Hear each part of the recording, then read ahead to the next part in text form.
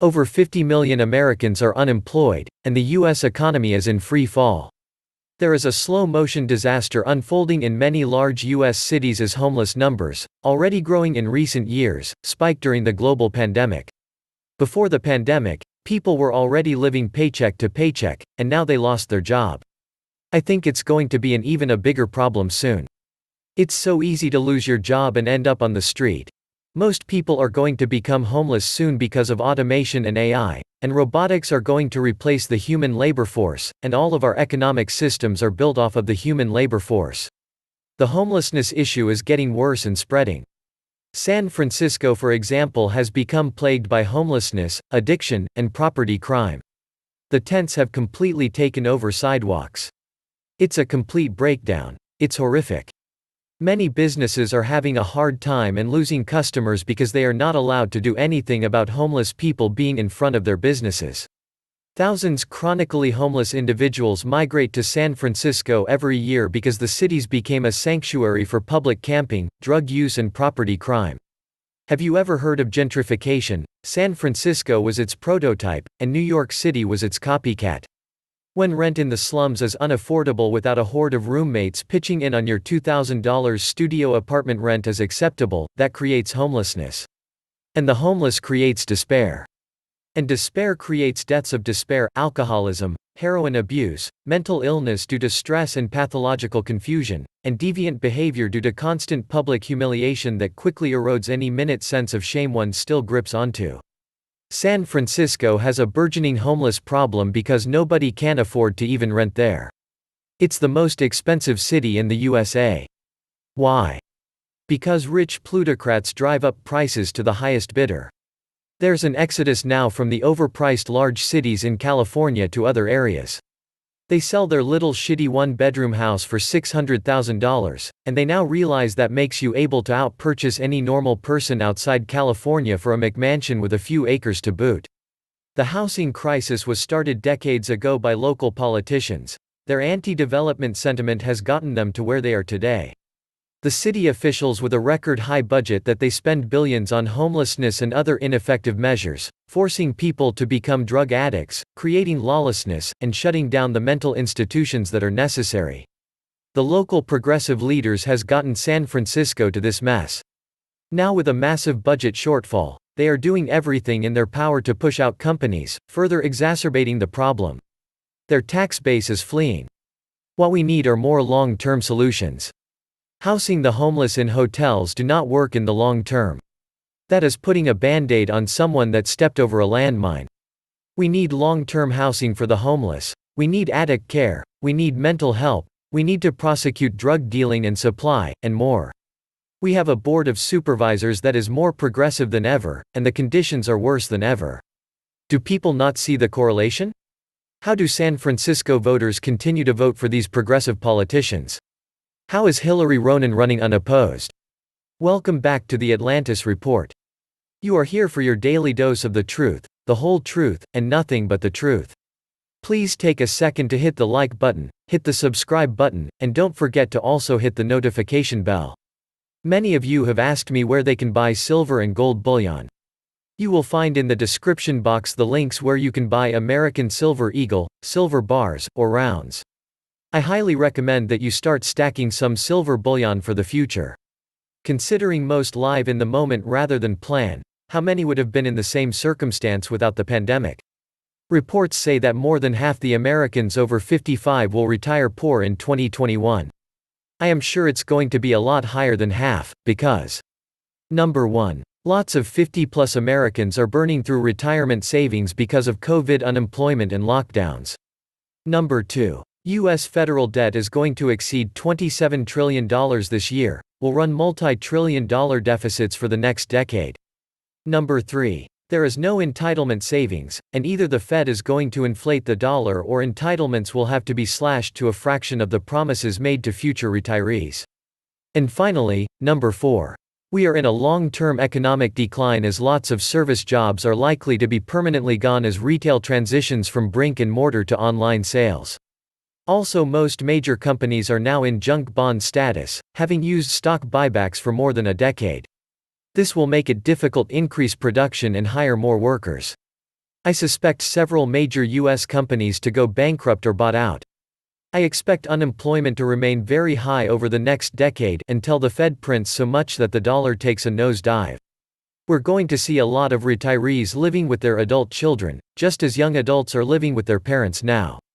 $20,000 goes a long way in a shared household. The relative poverty of those due to retirement is directly related to the loss of higher-paying jobs due to bad trade deals starting with NAFTA. Higher-paying factory jobs went out of the U.S. These were replaced with lower-paying service jobs.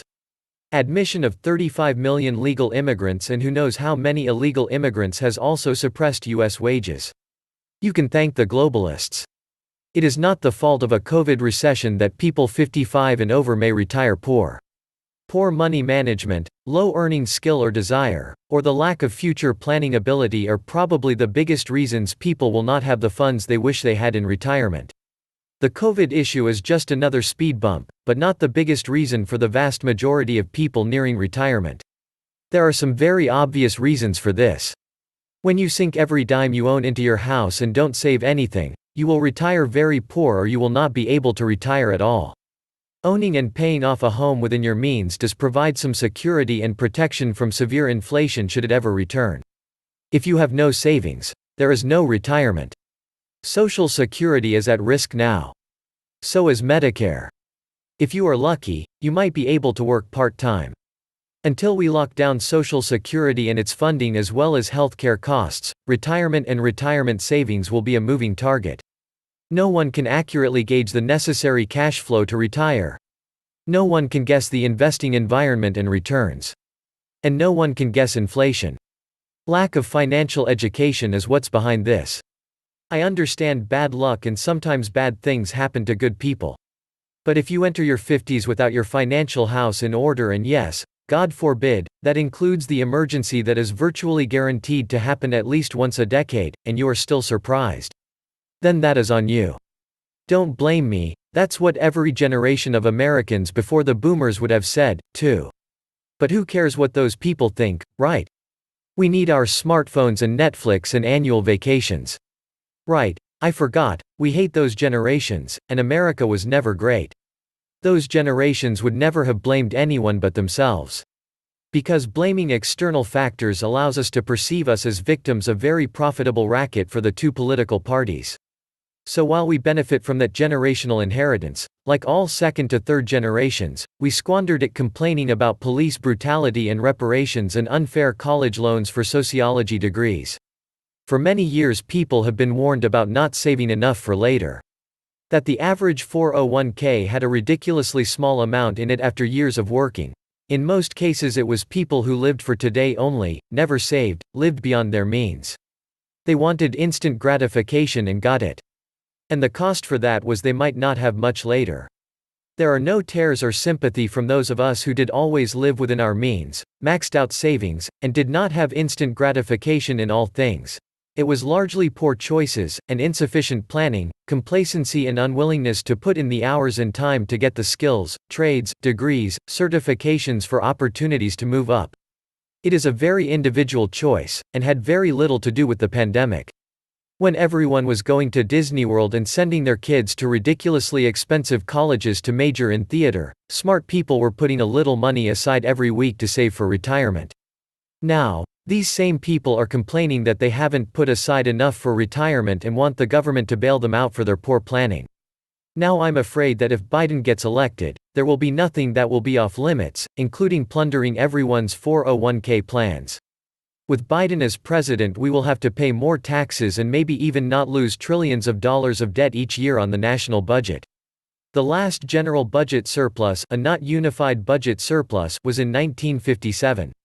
The national debt doubled every 8 to 10 years regardless of which party was in office. However, starting in 2000, the deficits have ballooned. There is no free lunch. You cannot get something from nothing. The only promise a politician can make is to take someone else's hard-earned money and give it to someone else. Trying to make all equal monetarily reduces all to the lowest common denominator. I should have the right to choose where I give money to help people who need it. The government does not choose wisely. It is not the government's role to be a benefactor but to spend tax dollars wisely on those items that cannot be done by companies or individuals.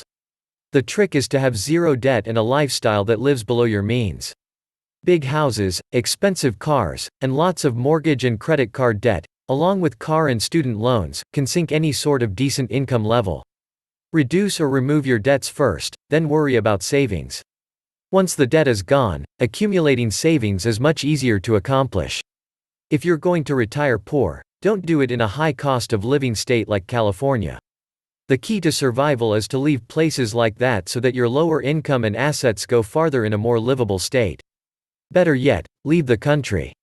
Currently the options are limited.